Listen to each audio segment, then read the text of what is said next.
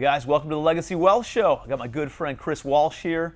Chris, welcome to the show, man. Thanks for having me, Tim. Yeah, Always buddy. a pleasure.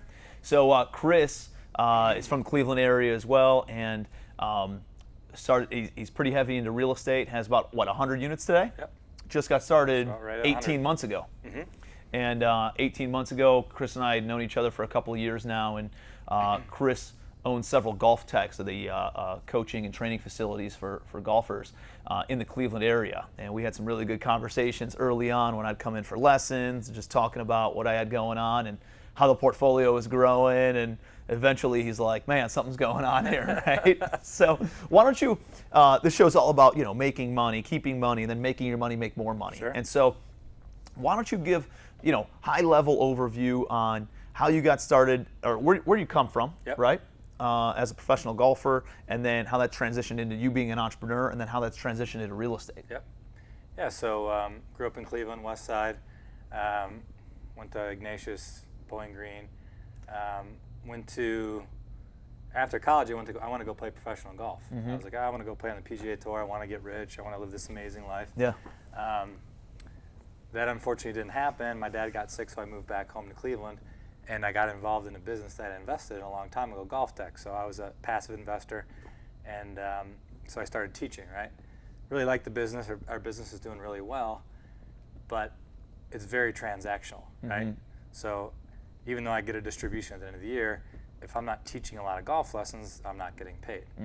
So as I start hanging out with people like you, and I go to these masterminds, and I read a lot of books and things like that, if you ever want to get to a certain place, you can only trade your time for money for so long, Mm-hmm. right? So as I started I've been reading real estate books for 10 years, and really what happened is I went to your mastermind about 18 months ago. Mm-hmm. That just really changed my thinking as far as kind of leveling up and stop trading your time for money. Yeah. Start buying assets to pay you, and I mean, here I am now. Real estate's an equalizer of dummies. You come in, you see 15 other guys, you're like, dude, Yeah. if these guys can do it, I know I can do it, right? Barely got by in school just because it wasn't interesting. Yeah. If you're interested in something that's easy to learn something, I got Mm-hmm. really interested in real estate, just kind of like I got obsessed with golf. I'm kind of on that same level, and being around people like you and some of these other guys, seeing people do things. It's not, you're obviously a smart guy, but you're not like, I'm not sitting here with Einstein like, right. I can't understand these concepts, right? Yep, absolutely. So what did that look like? So at the time, 18 months ago, Mm-hmm. you're sitting in a round table, a couple other entrepreneurs, some in real estate, some not in Yep. real estate, and we're talking about different concepts. You already obviously had an interest in real estate. Sure. And so you see kind of a big picture. At that time, you had a duplex, you lived in one side, you were Yep. kind of house hacking, right? Yep. So you're living in one side, renting out the other side, a cool, trendy area of Cleveland.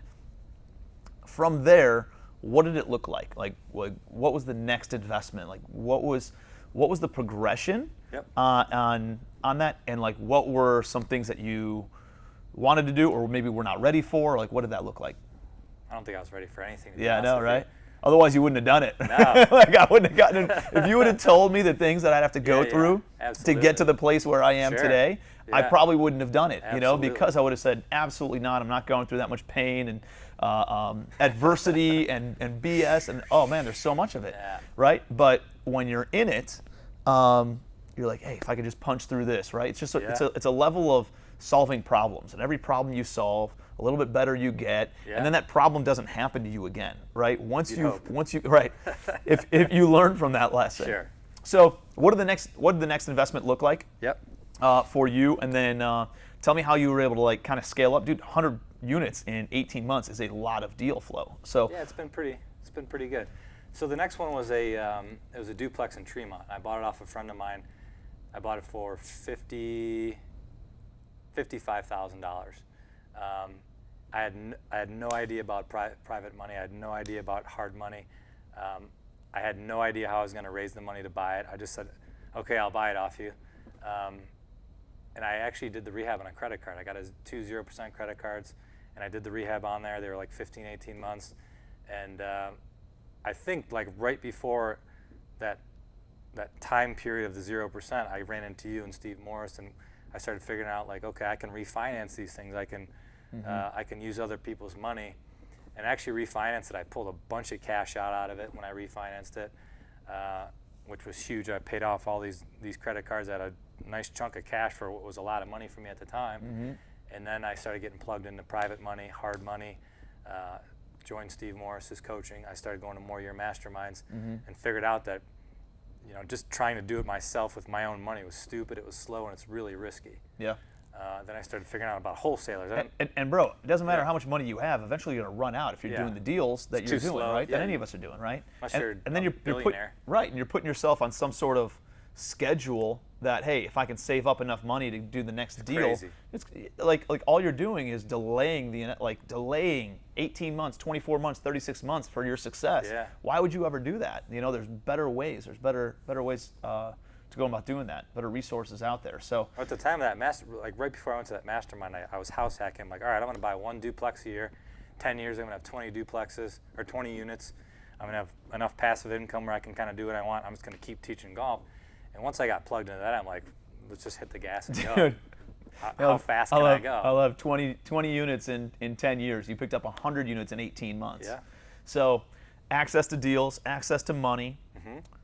You're doing some pretty cool stuff. So now you got 100 units, right? Yep. And you have traditional renters and tenants in place. Yep. But then you're also doing some cool stuff on the Airbnb side, right? In order to juice some of those rents. Absolutely. Tell me a little bit about what that looks like. So we bought this house in Ohio City from actually one of your students, Nick, and we renovated it, and we're like, we went to refinance it. We're about to refinance it right now. It's taken a long time. We're gonna pull a pretty good chunk of cash, but the rents to the amount of rent we were gonna get to the amount of debt service, we're like, this is gonna tight, maybe we'll sell it. And then we're like, my business partner and I, Brian, were like, let's try to Airbnb it. I don't know, maybe it'll work. And that first month, we grossed $4,400 a month in rent. What would it have rented for with a normal annual 16 lease? max, 1,600. So you more than doubled. You It's almost 3x. Almost 2.5 times, yeah. And so we're like, okay, we didn't know Airbnb was really that. I mean, we knew it was a thing. We'd never really done much with it. Is this a pretty trendy area? Yeah, it's in Ohio City. It's a great area. And we happen to have a bunch of other units in that area that are being renovated right now. And so we said, okay, this works. And I bought another place across from the Christmas Story house from the famous movie. That started working. And then we're just like, all right, let's try to Airbnb stuff in good areas. Yeah. So the gross rents are much higher. How's the management side of it? It's a pain in the ass. Yeah. Well, it's you guys managing right now, right? We're not managing. We actually just hired a manager. We've got like 3 or 4 cleaning crews. So it's not a pain in the ass for us, but it took a while we have 10 to 12 of them. We're going to have another 5. Once we found the right people in place, it's been great. We don't do a whole lot with it anymore. And to your point, you say this all the time, hire A players. We just hired a property manager she is awesome. We couldn't have scaled to 12 Airbnbs in the last, 4 months without her. Yeah. So. And that's powerful, dude. And you think about how much more you're making in rents. Even if you had to pay somebody a salary, dude, if you're making an extra $3,000 just from one property, that covers their salary or majority of their salary, right? And you can compensate them in a way that then they can manage 15 different Airbnbs and leverage it in that regard. So what's been your biggest learning curve as you're growing your business and as you're going through raising private money and finding deal flow and trying out new strategies for juicing the rents? What's been the biggest hurdle that you've faced, I guess, over the course of the past 12 months? I think probably it was, we've talked about this, is hiring really good people. Yeah.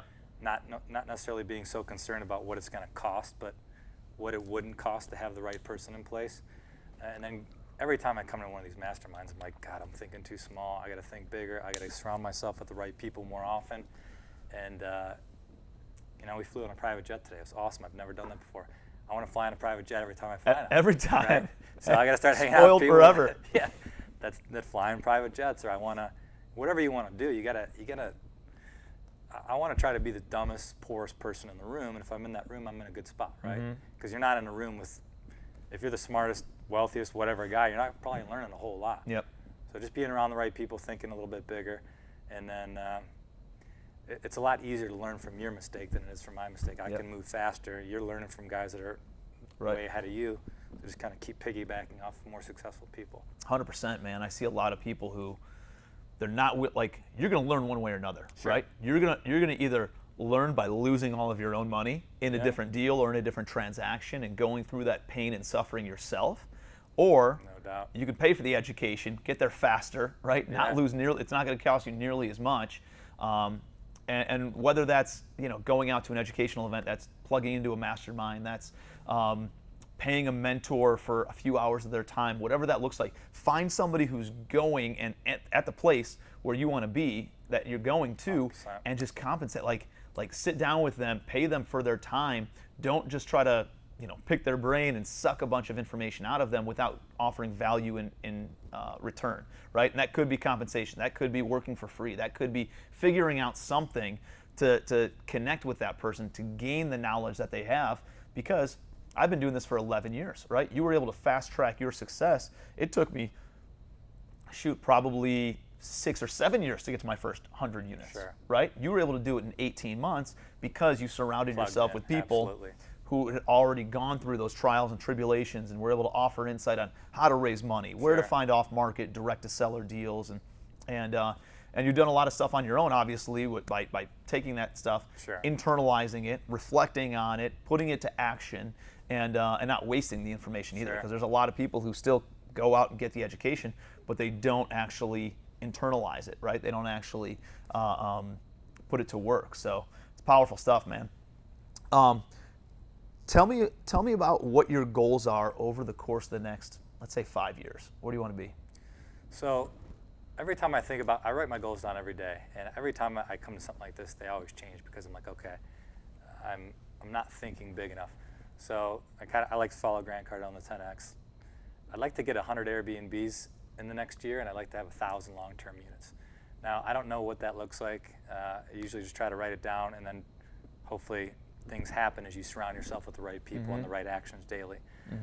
I'd like to have just complete freedom of my time, my health, and my money within the next 12 to 15 months. And then we talked a little bit about this there. We've got this like really good streams of income coming in that are stabilized. Then you can kind of take some risk on some other type of businesses that are interesting. Yep. I want to travel a little bit more, and I want to surround myself with people that just to continue to level up, and then I want to bring people up with me that want to come up. I love it, man. Provide opportunities for people. What would you have told yourself 24 months ago or 10 years ago that you know now that you wish you would have known earlier in your real estate career and just your entrepreneurial career? Yeah, I wasn't really, so I played golf for a living for a long time, and I didn't really think that I was doing it, but I was always like looking for people that were really good. I was always trying to find the best player and just kind of tag along. And I think that's probably been the biggest growth, is surrounding myself with people that are doing big things.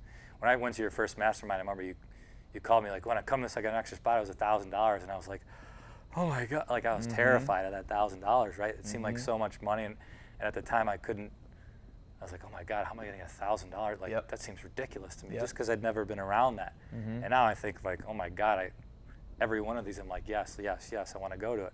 I can't not spend $1,000. Yeah. You know how much information I'm going to miss out on, Oh right? my The God. opportunities I'll lose out on, the connections that I could have made that would have fast-tracked me even more, that could have bought private Crazy. money, that Yeah. could have gained relationships with, and Sometimes it's just like one thing that someone like you say or Mark Evans says, and I'm like, and I can take that and immediately apply it to something that's like, just starts to scale quickly. So those are just so powerful. dude, these things are always a return on investment, right? No doubt. It's some people look at it as a cost. It's not a cost. I would If you agree. come out here, you create the relationships, it is an actual return on investment. You will get 10 times or probably 100 times, depending on the different event.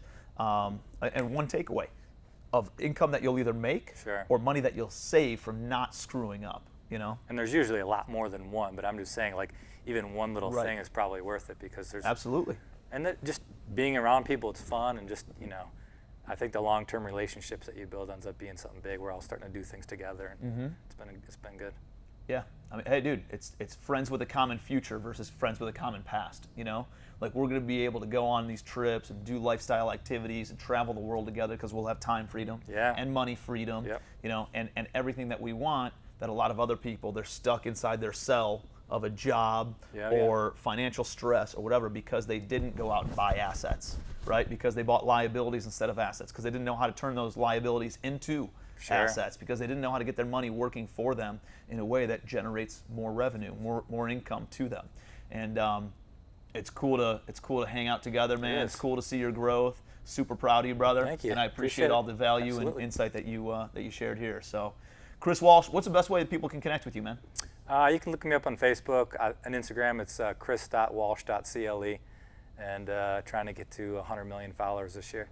It's not happening. We'll make it happen. This will help with a few at least. There you go. So connect with Chris. Great guy. Always value driven. Always a giver. So appreciate you being here, brother. Yeah, thanks. Hope you guys got a ton of value out of that. Took a lot of notes. I know I took a ton of notes and stuff too. I'm going to go back and watch this and take a bunch of notes because there were some really, really good nuggets in there. So hope you guys got a ton out of that. I appreciate you. If there's anything that I can do, please connect with me. Hit me up, and happy to help you, take your life and business to the next level too. So until next time, see you on the Legacy Wealth Show.